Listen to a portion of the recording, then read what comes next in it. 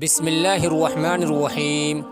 اسلام لانے کے بعد اپنے گھر کے سامنے حضرت صدیق رضی اللہ عنہ نے ایک مسجد بنائی، اور یہ پہلی مسجد ہے جو اسلام میں بنائی گئی۔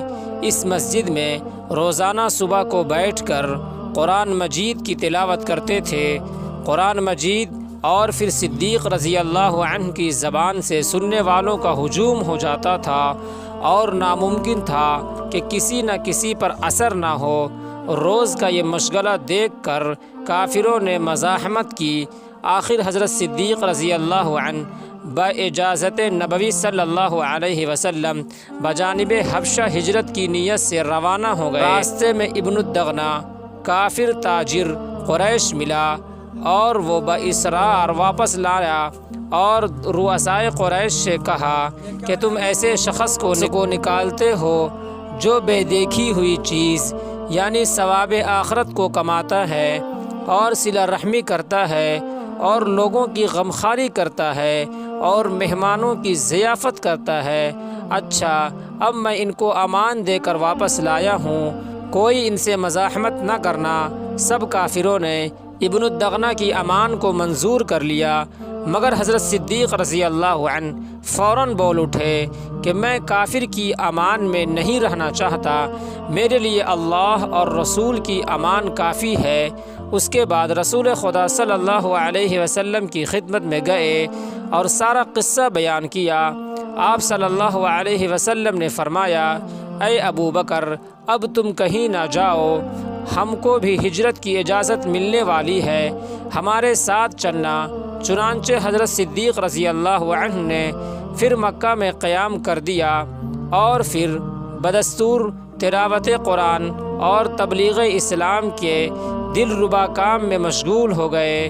سچ ہے، رہائی نخواہیم از دام عشق، رہائی نخواہیم از دام عشق کہ صد عید قربا ایام عشق۔ کئی بار مکہ میں رسول خدا صلی اللہ علیہ وسلم کو کافروں کے نرغے سے بچایا۔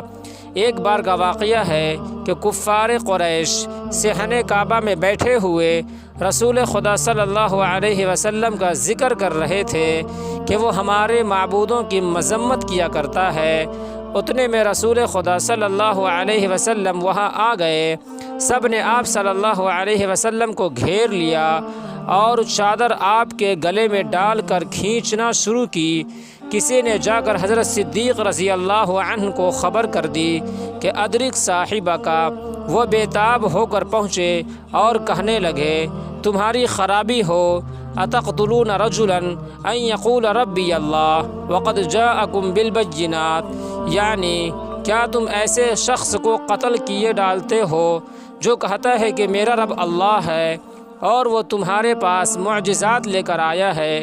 یہ سن کر کافروں نے رسول خدا صلی اللہ علیہ وسلم کو چھوڑ دیا اور حضرت صدیق رضی اللہ عنہ پر جھپٹ پڑے۔ اس وقت حضرت صدیق رضی اللہ عنہ پر جو کچھ گزرا مبارک ہو، انہی کا حصہ تھا۔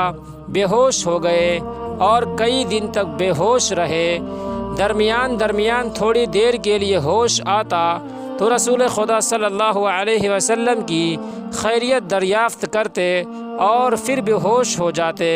جب کئی دن کے بعد پوری طرح ہوش آیا تو پہلا سوال یہ تھا، مجھے رسول خدا صلی اللہ علیہ وسلم کے پاس لے چلو۔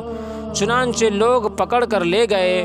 جب یہ رسول خدا صلی اللہ علیہ وسلم کے پاس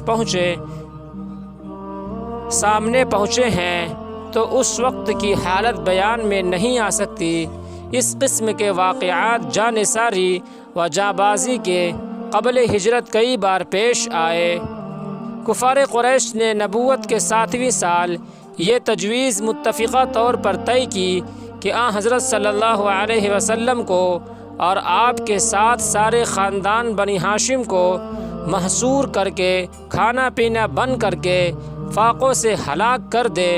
چنانچہ ایک معاہدہ مرتب ہوا کہ کوئی شخص نہ خاندان بنی ہاشم سے قرابت کرے گا، نہ ان کے ساتھ خرید و فروخت کرے گا، نہ ان کے پاس کھانے پینے کا سامان پہنچے، جب تک کہ وہ محمد صلی اللہ علیہ وسلم کو قتل کرنے کے لیے ہمارے حوالے نہ کر دے۔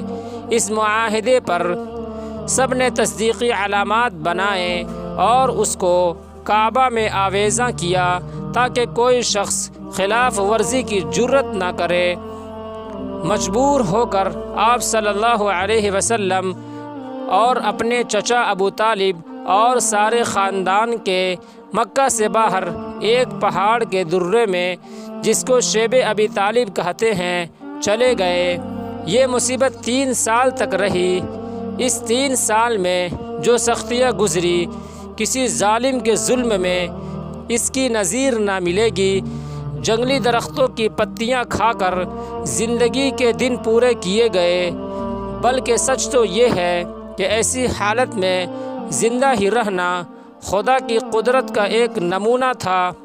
حضرت صدیق رضی اللہ عنہ از خود اس مصیبت میں شریک ہو گئے۔ آپ صلی اللہ علیہ وسلم کے ساتھ وہ بھی شیب ابی طالب چلے گئے اور وہیں رہے۔ جب حضرت صلی اللہ علیہ وسلم کو خدا نے اس مصیبت سے نجات دی تو انہوں نے بھی نجات پائی۔ ابو طالب نے اس واقعے کو اپنے اس شعر میں بیان کیا ہے کہ وَهُمْ رَجَعُوا سَهْلَ بِن بَيْضَاءَ رَاضِيًا فَسُرَّ ابو بکری بِهَا وَمُحَمَّدٍ۔ جب رسول خدا صلی اللہ علیہ وسلم کہیں تبلیغ کے لیے تشریف لے جاتے تو حضرت صدیق رضی اللہ عنہ ضرور آپ کے ساتھ ہوتے اور ہر مصیبت و آفت میں سینہ سپر رہتے۔ چنانچہ جب موسم حج میں قبائل عرب کے پاس تشریف لے گئے اور جب طائف تشریف لے گئے، ان تمام مواقع میں حضرت صدیق رضی اللہ عنہ ساتھ تھے۔ مکہ میں حضرت صلی اللہ علیہ وسلم کا یہ معمول تھا کہ صبح و شام دونوں وقت حضرت صدیق رضی اللہ عنہ کے گھر تشریف لے جاتے اور مشورہ طلب امور میں ان سے رائے کرتے۔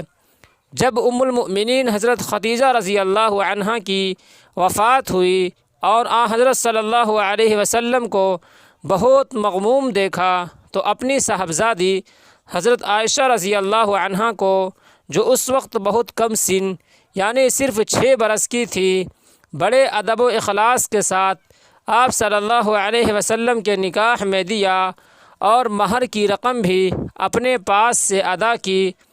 جب حضرت صلی اللہ علیہ وسلم کو معراج ہوئی تو سب سے پہلے انہی نے تصدیق کی۔ کفار مکہ نے ان سے کہا کہ کیا تم محمد صلی اللہ علیہ وسلم کو اس بات کو بھی سچ مانو گے کہ وہ بیت المقدس گئے اور وہاں سے آسمان پر تشریف لے گئے اور وہاں عجائب و غرائب کی سیر کی اور پھر لوٹ آئے اور اتنا بڑا سفر رات کے قلیل حصے میں طے ہو گیا؟ تو حضرت صدیق رضی اللہ عنہ نے کیا خوب جواب دیا، فرمایا ہم نے تو اس سے زیادہ بعید از عقل بات ان کی مان چکے ہیں۔ وہ فرماتے ہیں کہ جبرائیل علیہ السلام آسمانوں کے اوپر سے ابھی آئے اور ابھی گئے۔ مطلب یہ ہے جب جبرائیل علیہ السلام کی آمد و رفت چشم زدن میں ہم مان چکے ہیں تو حضرت صلی اللہ علیہ وسلم کے جسم مبارک کی لطافت اور نورانیت تو جبرائیل علیہ السلام سے بھی فائق ہے، لہٰذا آپ کی آمد و رفت میں ہم کو کیا شک ہو سکتا ہے۔ اسی تصدیق معراج کے صلے میں صدیق رضی اللہ عنہ کا لقب ملا۔